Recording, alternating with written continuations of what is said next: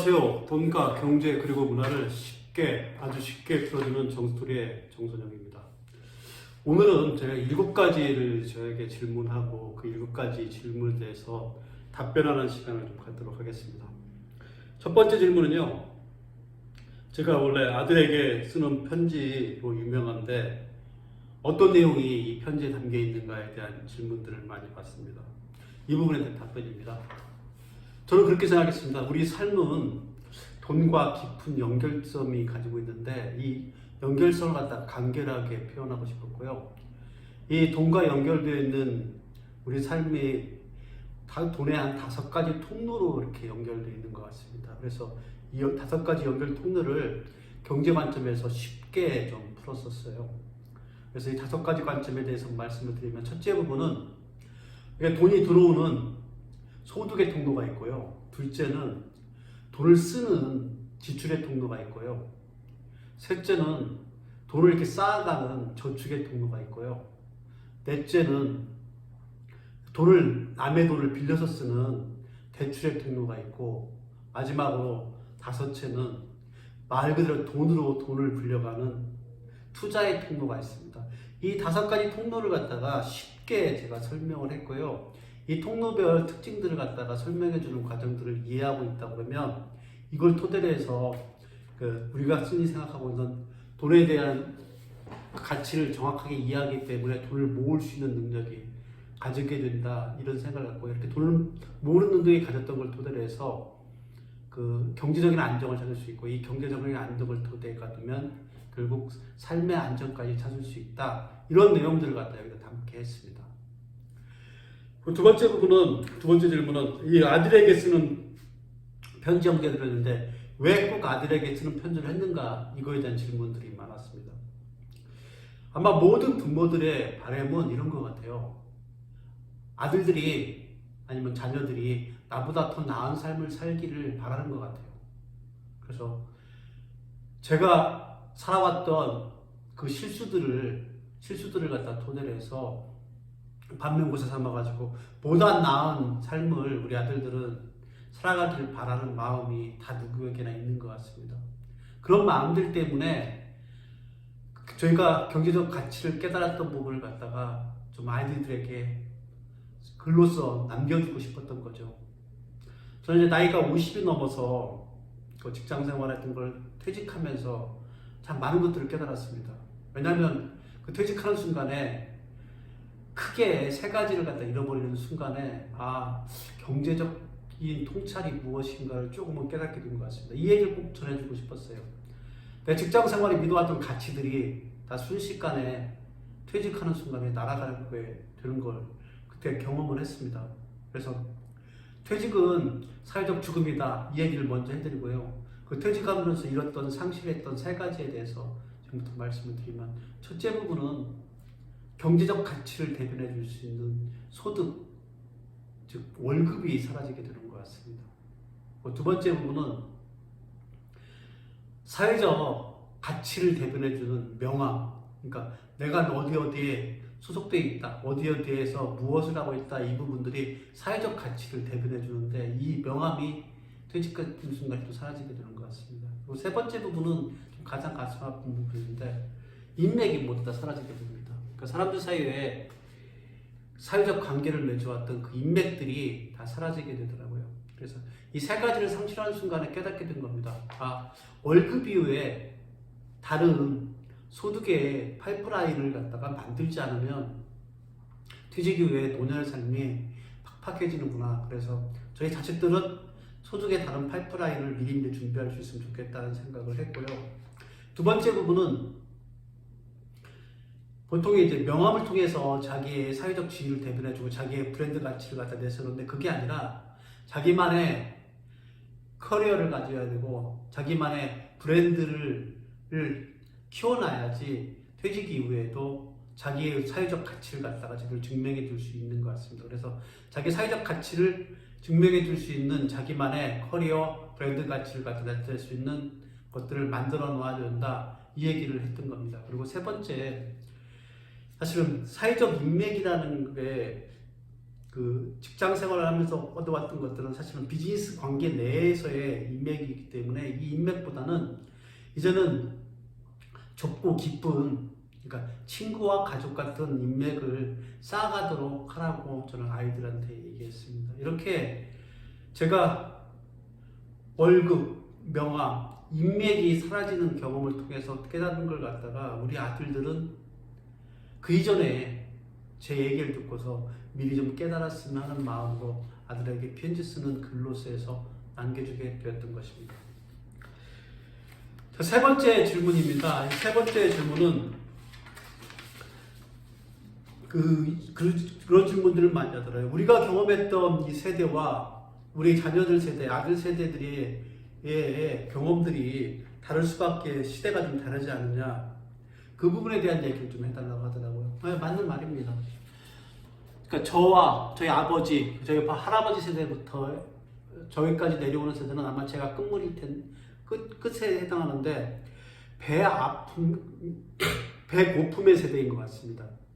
그래서 이 배고픔의 세대이고, 저희 아들부터 그 이후에 손자, 그 이후에 자손들은 아마 배 아픔의 시대를 겪을 것 같습니다. 이 배고픔이라는 거는 사실은 물질적 가치이기 때문에 욕구에 해당하는 부분이고요. 그러나 배 아픔은 물질적 가치 이상의 욕망에 해당하기 때문에 그 본능적인 것보다 정신적인 욕망을 갖다 채울 수 있는 부분들이 훨씬 더 부각되는 시기인 것 같습니다. 그래서 보통 저희 세대까지는 소득을 통해서 물질적인 안정만을 취할 수 있다 그러면 사실은 만족감을 가지고 살아갈 수 있는 시대이기 때문에 그 문제에 대해서는 소득을 가지고 충분히 해결할 수 있습니다. 그러나 지금은 욕망을 갖다가 만족시키기 위해서는 이 소득만 가지고는 불가능하고요. 소득 이후에 소비, 저축, 그 다음에 대출, 투자를 통해 가지고 경제적 전반에 관련된 그 계단들을 갖다가 충실하게 밟아서 이행해 나갔을 때 가능하다고 생각합니다. 특히 욕망이라는 건 사실 소비와 관련이 있기 때문에 지출 관리 부분에 대해서 적점을 줘야 됩니다. 저는 이제 그 욕망 지출이라고 표현해서 얘기했는데, 욕망 지출을 통제하지 못하게 되었을 경우에는 사실은 부의 만족감을 갖다 얻어가기 시대는 불가능하다고 생각합니다. 그래서 저는 자금의 시대를, 우리 아들들의 시대를 욕구의 시대가 아니라 욕망의 시대, 그래서 이 부의 사다리가 욕구에서 욕망으로 바뀌었기 때문에 이걸 만족해주기 위한 여러 가지 경제적인 작동들이 굉장히 어려워진 시대를 우리 아들들은 살아가기 때문에 좀 더 힘든 그 부의 사다리 과정들을 밟고 올라가야 되는 시대를 살아갈 거라고 생각을 합니다.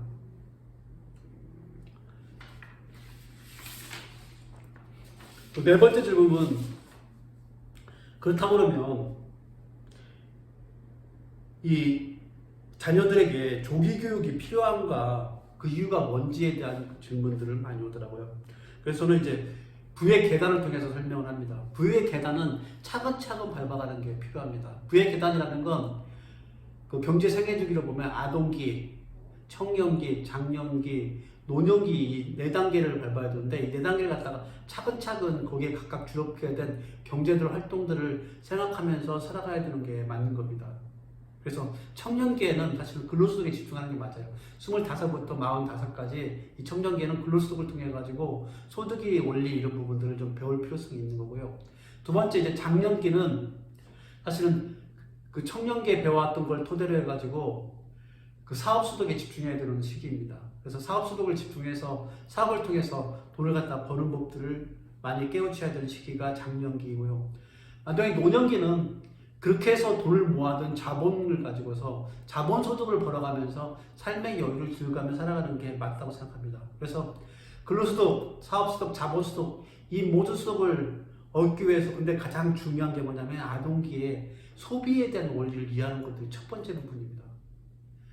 소비에 대한 원리를 이해하는 걸 토대로 해가지고 지금 말했던 근로, 사업, 자본소득을 이룰 수 있기 때문에 그렇습니다. 그래서 조기교육, 특히 경제에 대한 조기교육은 반드시 필요하다고 생각합니다. 제가 이렇게 얘기하면 보통의 경우에 이런 질문을 하더라고요.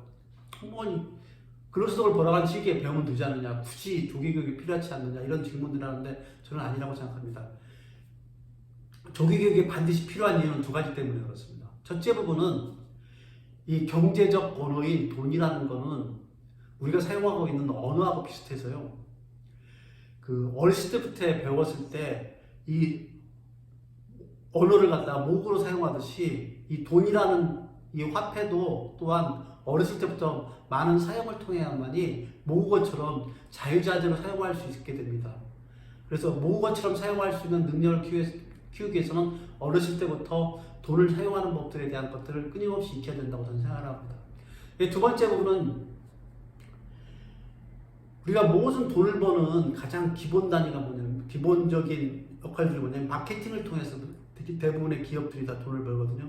근데 이 마케팅의 기본의 원리가 뭐에 있냐면 사실 소비의 원리를 깨우치는 데 있습니다. 그래서 어렸을 때부터 소비의 원리를 깨우쳤을 때 좀 더 깊이 있게 소비가 어떻게 이루어지는가에 대한 걸 정확하게 이해할 수 있는 겁니다. 그러니까 마케팅의 가장 핵심은 고객이듯이 고객이 되어본 역할들을 어렸을 때부터 해봤던, 그래서 어렸을 때부터 몸에 익어왔던 이 소비에 대한 원리들이 깨달아야만이 그 소비에 대한 원리를 통해 가지고 소득의 원리, 저축의 원리, 이 모든 원리들을 다 깨닫고 그래서 경제적인 현명한 경제활동을 할 수 있다, 이렇게 생각을 하는 겁니다. 그래서 저는 어렸을 때부터 조기교육 하는 것이 반드시 필요하다고 생각합니다. 특히 돈에 대한 교육이 반드시 필요하다고 생각합니다. 그렇다면 이제 이런 제가 답변하게 되면 대부분의 경우에 어렸을 때 조기교육을 어떻게 하면 좋으냐, 이 얘기를 저한테 질문을 줍니다. 저는 어렸을 때 조기교육의 가장 좋은 방법은 뭐냐면 용돈을 활용하는 겁니다.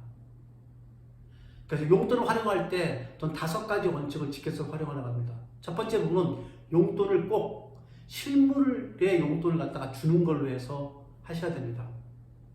그러니까 지폐 돈을 갖다가 정확하게 실물의 돈을 줘서 엄마 카드를 사용하게 되거나 다른 온라인에서 구매하게 되는 이런 것들이 아니라 실물의 돈을 꼭 사용하게 하셔야 됩니다. 그래야지 실물의 돈의 가치를 갖다가 정확하게 이해할 수 있습니다. 두 번째는 용돈을 갖다가 그냥 무작정 주는 게 아니라 용돈 예산 계획을 미리 자녀들이 세우게 하십시오. 보통 기업체에서는 이 연말에 예산 계획을 세우는데 그 경영 전략의 가장 기본 핵심이 예산 계획을 세우는 겁니다. 이런 것처럼 아이들이 자기 용돈 예산을 갖다가 미리 세우게 하십시오. 그렇게 세운 계획을 세 번째 쓰고 난 이후에 가계부를, 용돈 가계부를 좀 쓰게 하시면 좋습니다. 내가 어떻게 썼는가, 적절하게 썼는가를 이해하는 것들이 가장 중요하고요. 그리고 네 번째 부분은 심부름이나 이런 걸 통해서 작은 소득을 통해 가지고 자기 용돈을 제가 벌어보는 소득의 경험을 조금이라도 하게 하십시오. 그래서 용돈을 벌기 위해서 작은 심부름 등 여러 가지 소득의 경험들을 하게 하는 것 또한 가장 중요합니다. 그리고 마지막 5번째가 금융의 지식을 확대하기 위해서 꼭 예금 통장을 아이들에게 만들어줬어요. 그래서 예금 통장을 통해서 저축의 의미를 하나하나 깨우쳐가는 뿐만 아니라 돈이 어떻게 쌓여가는가에 대한 이해들을 할 수 있고, 특히 은행에 가서 통장을 개설하고 예금을 하고 예금한 돈이 쌓여가는 것들을 하면서 금융의 실무 지식을 다 쌓아갈 수 있는 겁니다. 이렇게 5가지에 대한 교육들을 하게 되면은 우리 아이들이 용돈을 통해 가지고 돈이 어떻게 이루어질 수 있는가에 대한 정확하게 공부하는 겁니다. 저는 이걸 갖다가 수영 배우는 것과 비교하는데 수영장에 가기 위해서 영법만 배워가지고는 불가능합니다. 물에 뛰어들어서 팔적기니 발차기니 하는 모든 것들을 다 해봤을 때 실질적인 경제에 대한 이해도가 높아갈 거라고 저는 생각을 하기 때문에 아이들한테 반드시 조기부터 이런 용돈을 가지고서 교육하는 부분들이 필요하다고 생각합니다. 그럼 이제 마지막에 이런 질문입니다. 그렇게 자녀를 교육했는데 자녀들한테 효과가 있나요? 저는 이렇게 생각합니다. 효과가 있다고 감히 얘기할 수 있을 것 같습니다. 특히 저는 아이들 교육은 그 콩나물 키우기처럼 그 콩나물에서 물 주기하고 비슷한 것 같아요.